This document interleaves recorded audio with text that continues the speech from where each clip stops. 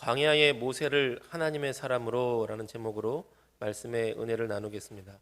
우리 한 주간 그 생명의 삶 큐티 말씀 본문이 출애굽기 3장과 4장이었습니다. 그 중에서 우리 전반적인 흐름의 이야기와 더불어서 중요한 부분의 이야기를 좀 찝어서 나누고 은혜를 나누겠습니다. 우리 지난주에 스토리 기억하나요? 이스라엘 백성들이 노예 생활을 하게 됐습니다. 그 중에서 레위 가문에서 한 아들이 태어났는데 모세라는 아이가 태어났어요. 모세라는 아이가 태어났는데 너무 잘생기고 너무 준수한 거예요. 저는 처음에 이 성경을 볼 때 좀 당황했어요. 아기가 신생아가 얼마나 잘생겼기에 뭐 약간 질투심도 나고 지가 잘생겨봤자 신생아지 그랬는데 그게 부모 마음은 그렇더라고요. 총각 때는 몰랐는데 아기를 낳아보니까 알겠어. 아기를 낳아보니까 특별한 아이구나 이렇게 그렇게 되더라고요. 근데 참고로 여기서 이제 성경에서 아이가 너무 잘생겼다, 뭐 유난히 잘생겼다, 그리고 심지어 NLT 성경을 보면 스페셜 베이비다 이렇게 써 있어요. NIV는 fine baby 이렇게 준수하다 됐는데 NLT로 보면 스페셜 베이비래요. 얼마나 스페셜한 거야 신생아가. 그런데 이게 원어 성경을 찾아보니까 히브리어로 토브라고 돼 있어요. 토브가 창세기에서 하나님께서 창조하시고 보시기에 좋았더라 할 때 그 토브거든요. 창조주 하나님의 마음, 부모의 마음은 그렇게 스페셜한 거예요. 스페셜할 수밖에 없어. 그래서 살려뒀다가 이제 아기가 점점 크니까 숨길 수 없게 됐어요. 아들들은 다 죽이라 그랬는데 더 이상 숨길 수가 없게 된 거죠. 그래서 마치 노아의 방주처럼 그 아기를 위한 방주로 상자를 만들어서 탁 역청을 바르고 방수를 시켜서 보냈는데 바로의 공주가 그 아들을 건집니다. 보통은 우리 아빠가 다 죽이라 그랬어. 분명히 히브리 아이야, 이스라엘 아이야. 이스라엘 아이인 걸 알았어요. 다 죽여야지 그랬는데 갑자기 불쌍한 거야. 이게 하나님의 은혜죠. 갑자기 긍휼한 거예요. 그 이집트 바로 공주의 아들이, 공주가 보기에도 스페셜한데 이런 거예요. 그래서 아이를 건져다가 키웁니다. 양자로 삼아요. 그래서 근데 자기는 아직 자기가 이제 아이를 젖을 먹일 수 없으니까 어떡하지 하는데 마침 그때 따라왔던 여자아이, 모세의 누나였던 미리암이 용기 있게 등장해요. 공주 앞에 감히 등장해. 여자들이 다 모세를 살린 거예요. 바로는 여자를 우습게 봤지만 하나님의 역사가 여자들에 의해서 됐어요. 가장 약하다고 생각했던 사람들을 통해서 하나님의 역사를 이루시는 거예요. 근데 이 미리암이 제가 젖 먹일 수 있는 아줌마를 알아요. 누굴 것 같아요? 자기 엄마. 젖 먹일 수 있는 아줌마 제가 유모로 데려올까요? 그래 가봐라. 자기 엄마 데리고 왔어요. 내가 돈 줄 테니까 얘 젖 좀 먹여요. 그리고 취직을 했어요. 모세의 엄마가 모세를 키우는 취직을 했어. 그래서 이거 괜찮다. 돈 받고 애기 젖 먹이고 키웠어요. 근데 다만 애기가 젖을 뗄 때가 됐을 때는 계속 키울 수가 없죠. 그래서 만 3세 정도까지, 우리나라 나이로 5세 정도까지를 이제 아이 엄마를 돌보는데 그때 히브리 사람으로서의, 이스라엘 사람으로서의 정체성 교육을 다 했을 거예요. 너는 하나님의 백성이야. 너는 언약의 백성이야. 너희 하나님은 아브라함과 이삭의 야곱의 하나님이야. 너는 스페셜한 베이비야. 그러면서 젖을 먹이면서, 왜냐면 5년 안에 이스라엘 백성으로서의 교육을 다 해야 돼. 자기는 떠나가야 되니까. 그리고 이제 그 다음부터 40이 될 때까지 이집트의 왕자로 살게 되는 거죠. 그래서 이름도 이집트식 이름이에요. 물에서 건지다라는 뜻의 모세가 이집트식 이름이에요. 그러다 40세가 되었을 때 자기 이스라엘 동족이 매맞는 것을 보고 마음이 아픈 거예요.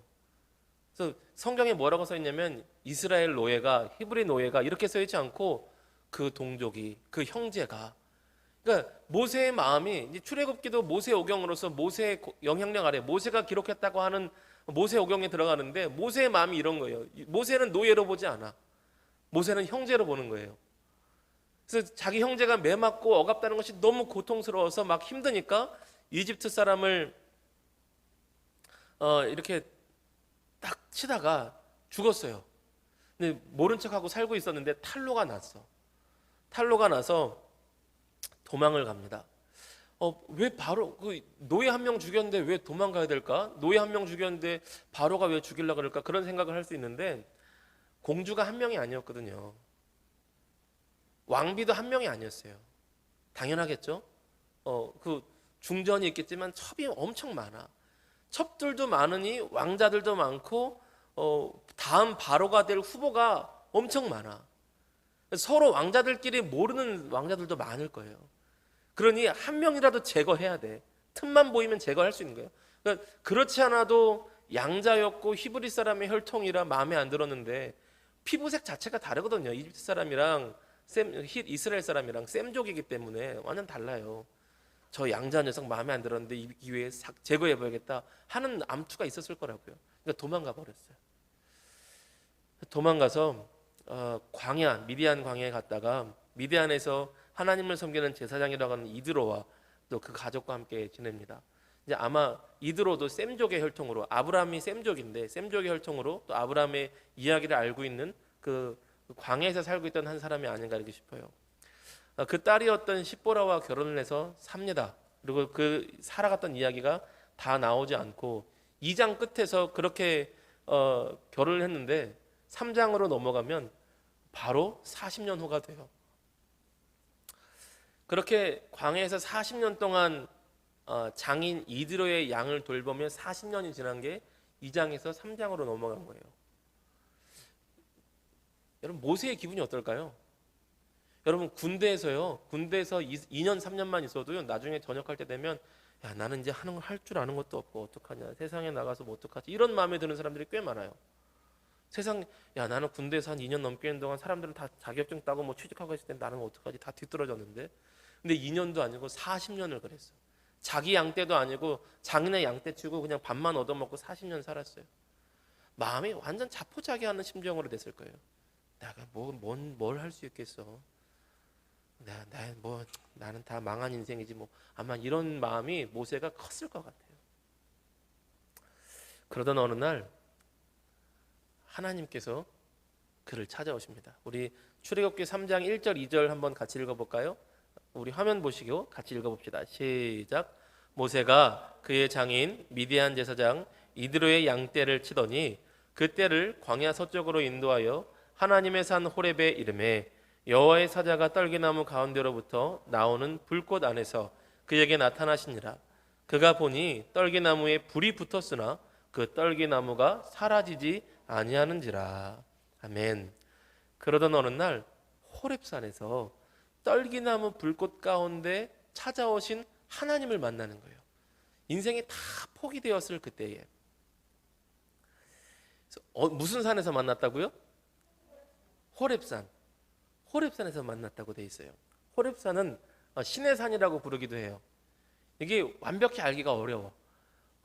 큰 산덩어리를 호렙산이라고 그러고 그 중에 한 봉우리를 신의 산이라고 하는 사람이라도 있고 어떤 사람은 큰 산덩어리 중에 이쪽 봉우리는 호렙산, 이쪽 봉우리는 신의 산이라고 부르는 학자도 있고 아니면 신의 산이 곧 호렙산이다라고 부르는 사람도 있어요. 어쨌든 그 동네야. 몇 미터 차이 안 날 거예요. 호렙산을 신의 산이라고 불러요. 근데 성경에 뭐라고 써 있냐면 하나님의 산이래요. 우와, 하나님의 산. 다시 읽어볼까요? 3장 1절 다시 한번 읽어봐요. 시작. 모세가 그의 장인 미디안 제사장 이드로의 양떼를 치더니 그 떼를 광야 서쪽으로 인도하여 하나님의 산 호렙에 이르매. 하나님의 산이래요. 얼마나 좋은 산이길래. 왕의 집은 멋있겠죠. 왕의 집까지 안 가도 기업 회장의 집도 엄청 멋있어요. 기업 회장. 그 어느 신문사 회장님 집 보니까 아파트 단지 몇 개 할 만큼 아파트 한 채가 아니라 아파트 단지 몇 개를 할 만큼의 자기 땅이더라고요. 한강 근처에 그 비싼 서울에 기업 회장의 집도 멋있어요. 그러면 하나님의 산은 얼마나 멋있을까요? 호렙산이 얼마나 멋있을까요? 그래서 저는 가본 적이 없어서 인터넷으로 찾아봤더니 이렇게 돼 있어요. 멋있어요? 애매하죠. 애매하죠. 애매하죠. 이게 돌덩어리 산이에요. 큰 바위 산이고 풀이나 나무가 있으면 더 좋을 것 같죠. 풀이나 나무가 없어요. 생명력이라고는 없어. 그냥 돌산이에요, 돌산. 우리나라 금수강산하고 좀 느낌이 다르죠. 광야 한복판에 있는 모세가 저런 데서 40년을 양치고 살았으니 얼마나 마음이 피폐해졌겠어요. 만날 사람도 없고 옆에 마트도 없고 백화점도 없고. 호렙이란 뜻은요, 폐허란 뜻이에요. 폐허. 멋있다란 뜻이 아니라 폐허, 황폐한 땅이에요.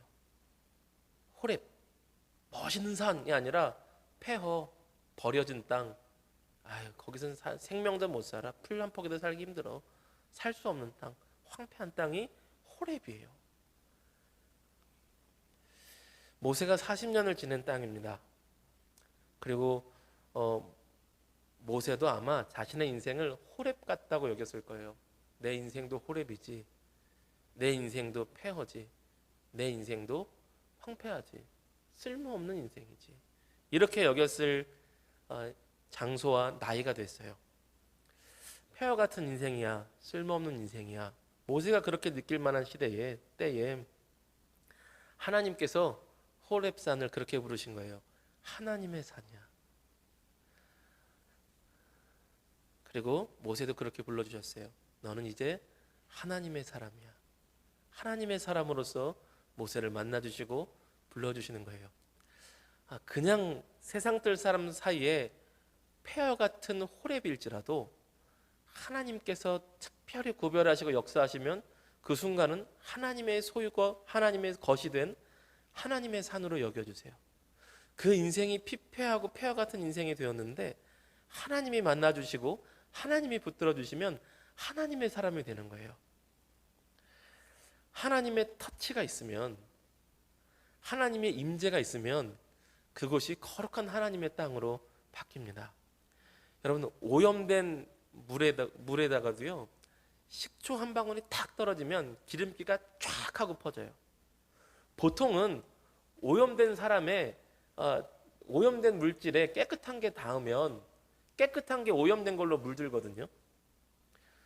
그래서 이 부정한 사람 옆에 있지 말라라고 이렇게 율법에 있는 것도 그래요. 이 코로나 바이러스도 그렇잖아요. 같이 옆에 있으면 옮잖아요. 보통은 깨끗한 게 더러운 것에 옮게 돼 있어요. 보통은 그래. 그게 일반적이에요. 근데 아주 특별한 능력이 어딨냐면, 깨끗함이 너무나 막강해, 너무나 강대해, 너무나 많아. 그러면 오염을 희석시켜버려요. 지금 바다의 오염이 지금 심각해졌지만 적절하게 조금 오염이 있는 거는요, 그동안 우리가 인간이 의도적으로 오염시킨 거 말고 자연적으로 사람과 동물과 모든 짐승들이 배설물을 내보낸 정도. 우리가 배설물 묻은 물은 먹을 수는 없잖아요. 근데 그 정도가 바다로 가도 바닷물이 워낙 많으니까 그것을 다 정화시켜버려요. 미생물이나 물고기나 이런 것들이 다 같이. 일반적으로는 깨끗한 게 오염된 게 물들지만 전능하신 하나님 앞에 있으면, 완벽하고 무궁한 거룩하신 하나님에 있으면 오염된 것이 거룩한 것에 물듭니다. 그래서 예수님께서도요, 38년 된 병자, 혈루증을 해서 피 흘리는 병자, 이런 사람들 율법으로는 사람들 만지면 안 돼요. 그런데 그 여인이 예수님을 만졌어요. 보통은 오염된 게 사람들한테 넘어가야 돼. 근데 예수님께는 어떻게 됐어요? 반대야. 예수님의 치유하심과 예수님의 거룩하심이 그 병자에게로 옮겨갔어요. 그래서 38년 된 병자나 혈루병 걸린 여인이 치유함을 받고 거룩함을 받는 거예요. 회복을 얻는 거예요. 그게 하나님의 터치예요. 성령의 터치, 하나님의 임재. 그러면 존재가 바뀌는 겁니다. 호렙이 거룩한 하나님의 산이 돼요. 피폐해진 인생 모세가 하나님의 사람이 되는 거예요. 하나님의 터치가 있고 하나님의 임재가 있으면 존재의 의미가 바뀌고요, 존재의 가치가 변화되는 줄로 믿습니다. 여러분, 같이 한번 읽어볼까요? 고린도후서 5장 17절, 여러분 잘 아는 유명한 말씀이죠. 같이 읽어보겠습니다. 시작. 그런즉 누구든지 그리스도 안에 있으면 새로운 피조물이라. 이전 것은 지나갔으니 보라, 새 것이 되었도다. 아멘. 이 말씀은 오늘 우리에게도 역사합니다. 이 말씀은 오늘 우리에게도 적용되는 거예요. 그리스도 안에 있으면 새로운 피조물이라. 한번 따라해 봅시다. 나는 예수님의 사람입니다. 한 번 더. 나는 존귀한 예수님의 사람입니다. 아멘. 여러분 이것을 믿으시기 바랍니다. 한 번 더 읽어볼까요? 이어서 읽어봅시다. 2절, 3장 2절에서 5절 한번 같이 읽어볼게요. 시작. 여호와의 사자가 떨기나무 가운데로부터 나오는 불꽃 안에서 그에게 나타나시니라. 그가 보니 떨기나무에 불이 붙었으나 그 떨기나무가 사라지지 아니하는지라. 이에 모세가 이르되 내가 돌이켜 가서 이 큰 광경을 보리라. 떨기나무가 어찌하여 타지 아니하는고 하니 그때 여호와께서 그가 보려고 돌이켜 오는 것을 보신지라. 하나님이 떨기나무 가운데서 그를 불러 이르시되 모세야 모세야 하시매 그가 이르되 내가 여기 있나이다. 하나님이 이르시되 이리로 가까이 오지 말라. 네가 선 곳은 거룩한 땅이니 내 발에서 신을 벗으라. 아멘. 하나님의 불꽃이 어디에 임했다고요? 떨기나무. 2절 줄친데 보면 하나님의 불꽃이 여호와의 사자가 떨기나무 가운데로부터 나오는 불꽃 안에서 그에게 나타나십니다. 떨기나무에 불꽃이 임하고 그 가운데 하나님께서 역사하셨어요. 떨기나무에 타오르는 불꽃, 그 가운데 하나님이 임재하셨어요. 우리가 보통 떨기나무에 하나님의 불꽃이 임해서 그러면 이런 멋진 장면을 상상합니다. 와, 이런 큰 아름드리 나무에, 멋진 나무에 하나님의 영광의 불꽃이 확 임재하여서 모세야 모세야 이것은 거룩한 땅이니 내 신을 벗으라 하면서 아멘 할렐루야 하면서 막 멋있는 장면을 상상하게 돼요. 얼마나 멋있어. 이런 장면에서 막 햇빛이 쫙 비치면서 빠밤 하면서 얼마나 멋있어. 떨기나무에 불꽃 이런 장면을 상상한단 말이에요. 왜냐면 우리는 호렙산도 그렇게 생긴지 몰랐고 그 동네를 모르니까 뭐 어쨌든 무슨 나무인가 보다. 이야 멋있겠다. 그런데 떨기나무가 이런 나무예요. 이 앞에 뒤에 있는 나무 아니야. 앞에 있는 나무야. 앞에. 이것도 이것도 그나마 좀 멋있어 보이는 걸 갖고 왔어요. 사진 중에. 이것도 그나마 멋있는데 얘가 만약에 건기에 잎이 다 떨어지고 말르면 어떻게 되느냐면 이렇게 돼요. 이렇게 돼요. 바짝 말라 있어. 보세요. 일로 와봐. 왠지 목소리도 바뀔 것 같은. 이런 나무예요. 이런 나무. 헐. 요 비슷한 나무가 우리나라에도 있어요. 우리나라는 쌀이나무라고 불러요. 쌀이나무. 그래서 우리나라는 이 쌀이나무로 빗자루 만들어요. 우리 동네는 이제 별로 없는데 군대 가면 아직도 있어요. 옛날에는 이거 많이 썼고 어른들 왜냐면 싸니까 마른 쌀이나무 가지 주워다가 뭉치면 빗자루가 되는 거예요. 밑에만 일자로 자르면 더 좋아. 군대는 아직도 이거 많아요. 떨기나무가 그런 나무예요. 떨기나무에 다른 이름이 있는데 로뎀나무라고도 불러요. 엘리야가 로뎀나무 밑에서 쉬었기 때문에 굉장히 좋은 나무라고 알고 있지만 사실 요 나무예요. 로뎀나무는 엘리야 선지자가 쉬었던 나무야. 얼마나 멋있을까? 쉼의 나무, 아름드리 나무야. 요거예요. 요거예요. 그래서 이 나무는 어떤 것을 상징하냐면 비참하다는 것을 상징해요. 우리는 로뎀나무 그러면 쉼 그러지만 로뎀나무는 떨기나무고요. 비참한 거예요. 비참한 인생을 상징하는 게 떨기나무예요. 왜 그런지 알 것 같죠? 사진을 보니까. 그런데 하나님의 불꽃이 거기 임재했어요. 불꽃은요 심판을 상징하기도 하고요, 정결케 하는 것을 상징하기도 하고요, 강력함을 상징해요. 그래서 어떤 상징이냐면 사실 모세도 비참한 인생으로 살고 있었거든요. 그리고 이스라엘 온 민족이 비참한 노예의 삶을 살고 있었어요. 그 가운데 하나님께서 불꽃 같은 심판을 애굽에 내려서 이스라엘 백성을 구원하시겠다는 하나님의 의지와 뜻이 담겨 있는 거예요. 바람같이 임하실 수도 있지만 굳이 불로 역사하셨어요. 그리고 불꽃이 금을 티끌을 제거해서 정금을 만들듯이 이스라엘 백성을 이 불꽃 같은 시련을 통해서 거룩한 하나님의 백성으로 만들어 가시겠다는 거예요. 그래서 나중에 출애굽기 가면 너희는 거룩한 백성 제사장 나라가 되라. 이것이 너희를 향한 사명이니라. 이렇게 말씀하세요. 너희만 특별히 하나님한테 부름받았다고 이렇게 대단하게 여기지 말고 너희는 거룩한 백성으로 살고 제사장 나라가 되어서 온 민족이 하나님께 돌아오는 사명을 받았느니라. 그렇게 여기시는 거예요. 그런데 떨기나무의 불꽃이 나무가 타지 않았어요. 나무가 불이 막 타면 불을 없애려면 공기가 없던 온도가 떨어지던 재료가 없어지든 해야 되는데 재료가 다 없어지면 불이 꺼질 거 아니에요. 다 타면은 이게 불이 꺼져야 되는데 불이 안 꺼져. 그러니까 모세가 불을 보자마자 하나님의 역사하셨구나, 하나님께 경배해야겠다 이러고 간 게 아니라 저게 왜 안 꺼지지? 이러고 간 거예요. 되게 신기하다. 내가 40년 살면서 이런 거 처음 보네. 와, 신기한데? 그러고 간 거예요. 나무가 안 타. 재료와 상관없이 불이 타고 있는 거예요. 이 얘기는요, 모세의 상황과 처지에 상관없이 하나님의 능력으로 역사하실 것을 알려주시는 겁니다. 모세, 네가 비참한 인생에도 상관없어. 모세, 네가 밑바닥으로 떨어져도 상관없어. 모세, 네가 80세 노인이 되어서 힘이 없어도 상관이 없어. 너의 능력으로 역사할 게 아니라 너는 그냥 순종해. 내가 그럼 너를 통해서 불꽃같이 역사할 거야. 마치 사도행전에서 사도들이 성령의 충만함을 받고 변화되듯이, 그 전까지는 무서워서 도망다니고 어떻게 해야지 막 맨날 딴소리하고 예수님 로마 정복하실 거죠? 막 이러고 있다가 성령의 능력을 받고 자기 힘이 아니라 성령 하나님의 능력으로서 변화된 거룩한 하나님의 사람으로 살아가듯 변화될 거라는 거예요.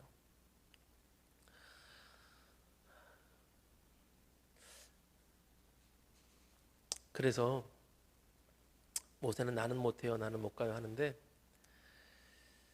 시간이 부족한데요. 짧게 정리하겠다. 나는 못해요, 나는 못 가요 해요. 그래도 하나님, 어떻게 가요? 제가 왜 그러세요? 보낼 만한 자를 보내세요. 저는 못해요. 하나님 이름도 몰라요. 하나님 이름이라도 알려주시던가요? 하나님이 이렇게 알려주세요. 빨리 읽어봅시다. 시간이 제가 5분 안에 끝낼게요. 같이 읽어봐요. 시작. 모세가 하나님께 아뢰되 내가 이스라엘 자손에게 가서 이르기를 너희의 조상의 하나님이 나를 너희에게 보내셨다 하면 그들이 내게 묻기를 그의 이름이 무엇이냐 하리니 내가 무엇이라고 그들에게 말하리이까. 하나님이 모세에게 이르시되 나는 스스로 있는 자니라. 또 이르시되 너는 이스라엘 자손에게 이같이 이르기를 스스로 있는 자가 나를 너희에게 보내셨다 하라. 아멘. 하나님 이름 좀 가르쳐 주세요. 이름도 모르잖아요. 그랬더니 하나님께서 나는 스스로 있는 자 이렇게 알려주셨어요. 영어로 보면 I am who I am 이렇게 돼 있어요. 나는 곧 나다 이렇게 돼 있어요.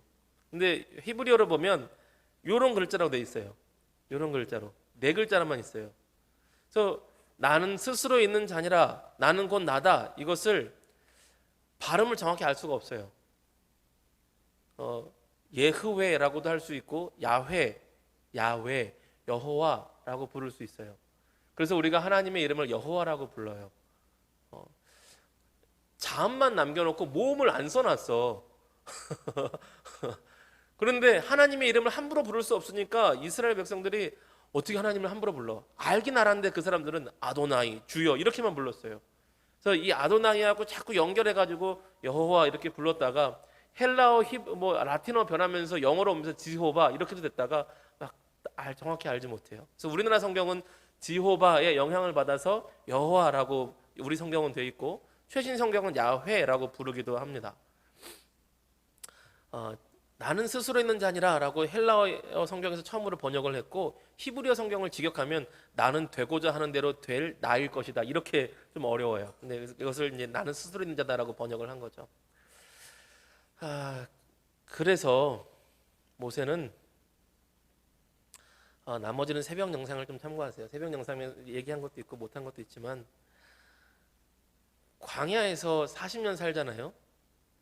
광야에서 살았던 40년 이상이 패여갖고 쓸모없는 인생 같잖아요. 자기는 그렇게 여겼을 텐데 정말 놀라운 게 하나님께서 이스라엘 백성들을 애굽에서 다시 호렙산으로 부르세요. 그래서 시내산에서 십계명 언약을 주세요.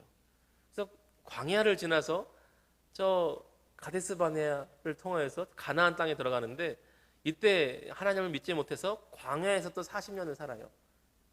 약 38년, 다 해서 한 40년을.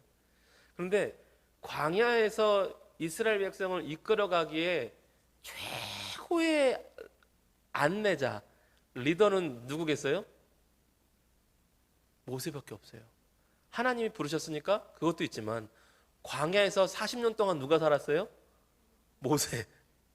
광야에서 내가 살았던 40년이 아무 의미가 없는 것 같았는데 광야에서 사는데 모세만큼 전문가가 없어. 광야에서 살면서 야 저거 먹어도 돼, 저거 먹으면 안 돼. 이 뱀은 위험한 뱀이야. 이 뱀은 그냥 먹어도 돼. 뭐 이런.